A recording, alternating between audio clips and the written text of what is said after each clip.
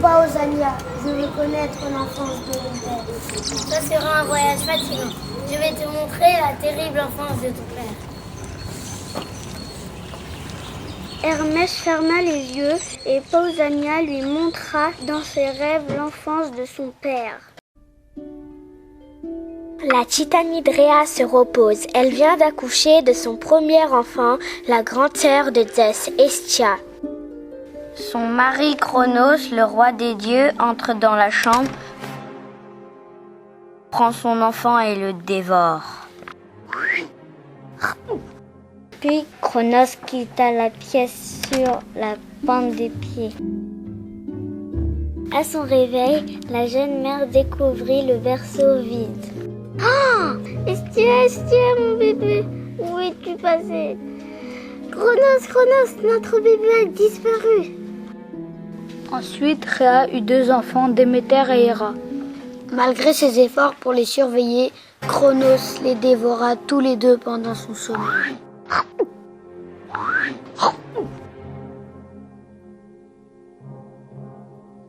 Rhea, folle de douleur, commença à soupçonner Cronos.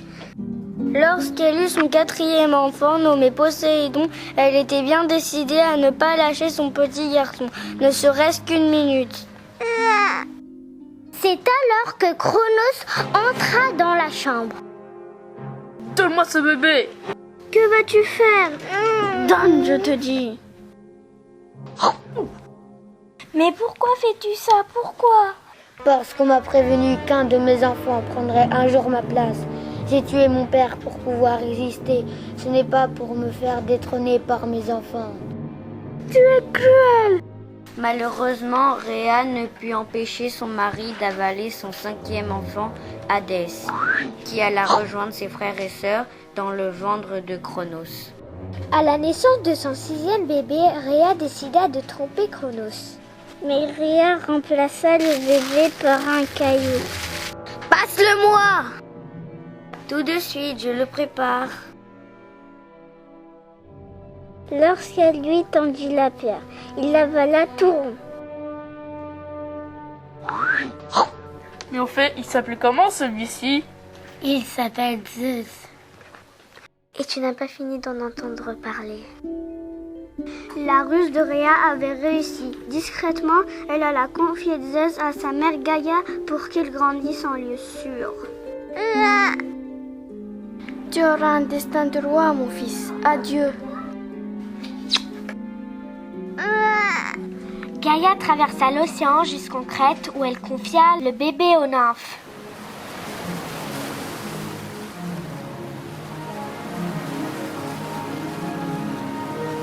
Merci les nymphes, prenez soin de lui et surtout cachez-le bien que son père ne le trouve ni sur terre ni au ciel.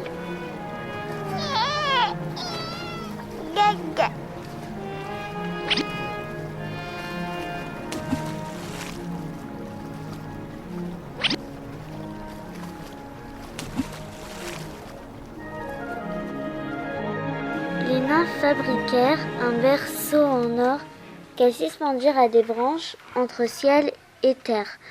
Pour couvrir les cris du bébé, les esprits protecteurs tapaient sur des boucliers et poussaient des cris sauvages.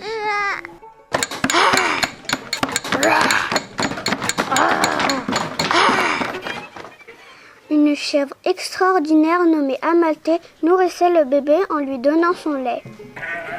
Elle portait sur le front une seule corne, longue et torsadée.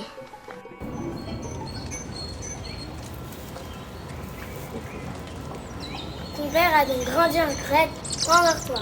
Nous allons le retrouver 20 ans plus tard. Il est devenu berger.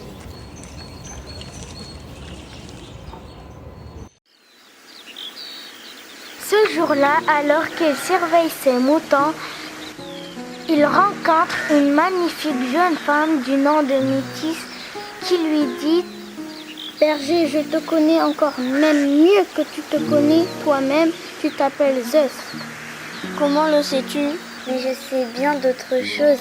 À ta naissance, ton père Cronos, le roi du monde, voulait t'avaler, comme il a avalé tes frères et sœurs. C'est ta mère et ta grand-mère qui t'ont sauvé la vie en te cachant ici. C'est ainsi que Zeus s'embarqua vers le palais de son père pour accomplir sa vengeance.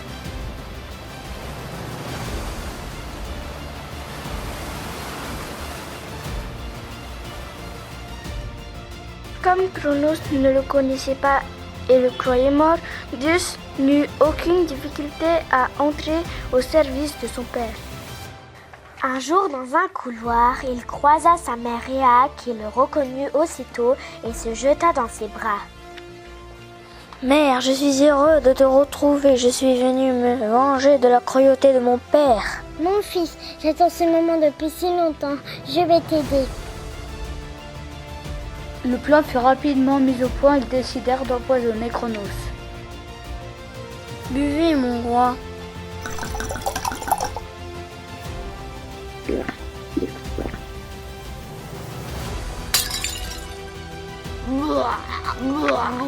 Poséidon, Déméter, Héra, Hestia, Hadès.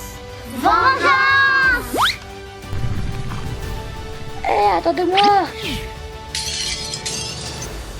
Ce fut le début d'une grande guerre entre les dieux, les cyclopes et les titans. Mais ceci est une autre histoire. Berger, nous te connaissons, mieux encore que tu ne te connais. À ta naissance, ton père Cronos voulait te dévorer comme des malheureux frères et sœurs. Bien plus tard, du palais de ton enfance, tu t'embarquas pour accomplir ta vengeance. Et a reconnu en toi son fils, si précieux, son bien-aimé Zeus. Vous avez décidé d'empoisonner Cronos, le roi sans se méfier, but le tout sans hésitation. La potion